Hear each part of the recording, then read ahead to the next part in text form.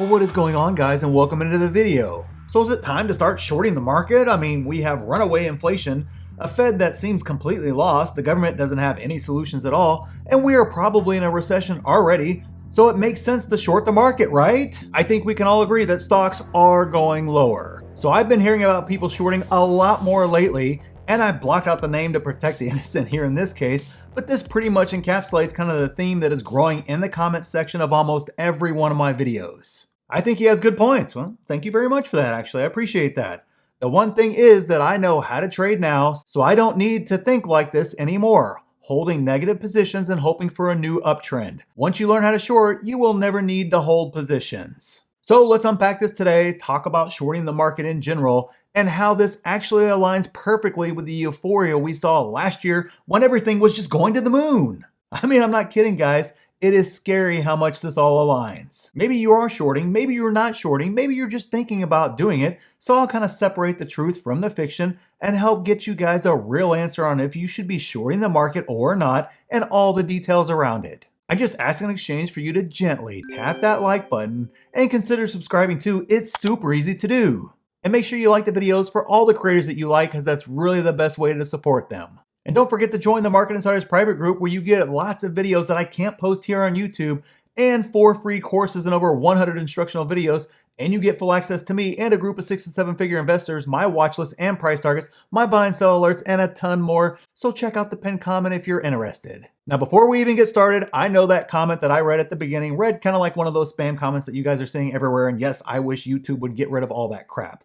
But it actually wasn't. I double checked the person who commented and everything else. They are real, and again, it was just an example and reflects a lot of similar comments I've been getting a lot lately. Now, to be clear, I have no issues if you want to trade. I have nothing against traders, but a long-term investor strategy is completely different from a trader strategy. There is a big difference between the two, and if you follow me, then I assume you are a long-term investor, and so shorting is not a tool really used by long-term investors that often, if at all. But let's dive into why someone would short a stock. Well, the first and biggest reason, as explained by Warren Buffett himself, is that it is much more likely a stock is overvalued than undervalued.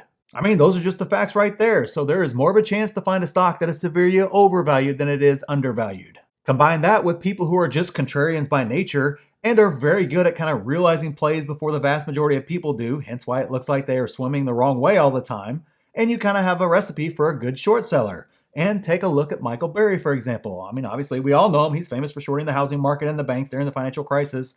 And he was made even more famous by the movie The Big Short. Again, it's a good movie. I recommend you guys watching it if you like those type movies. Looking back on that crash that he shorted, hindsight says it was easy to see that crash coming.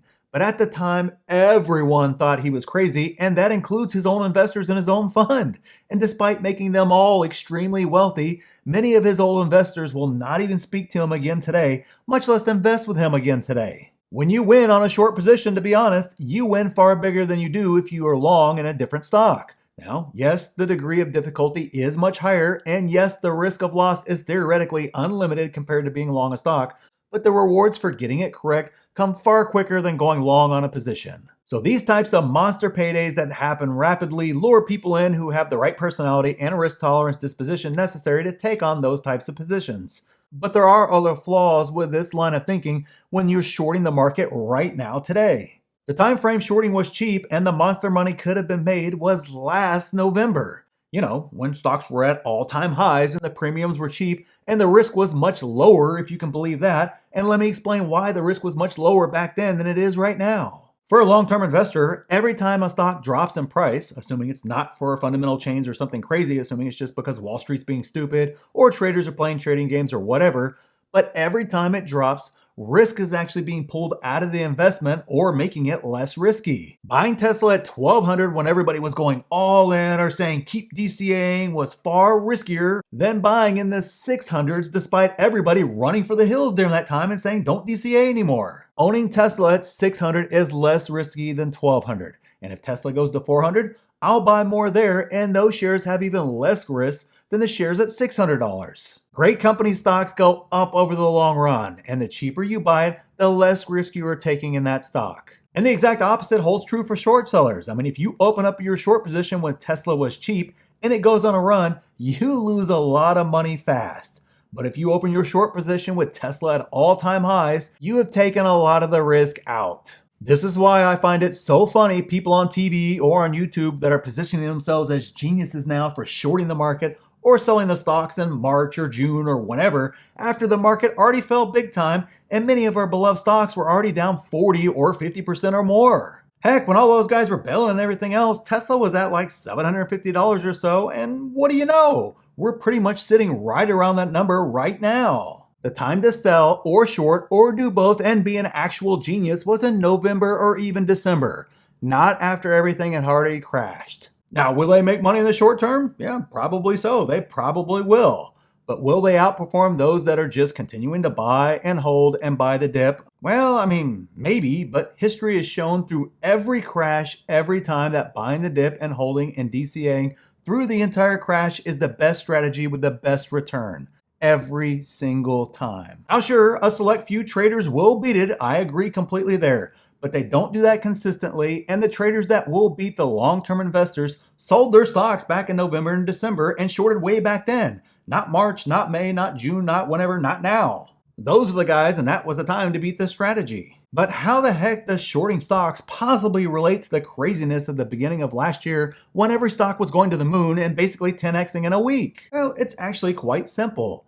The same logic that drives a euphoric market is the same logic that drives euphoric shorting too. What do I mean by that? Well, when you think you no longer need to hold a negative position and instead can just short them with no risk, basically easy peasy, that is exactly how investors get burned. Unless you time the market bottom perfectly, guess what you will hold?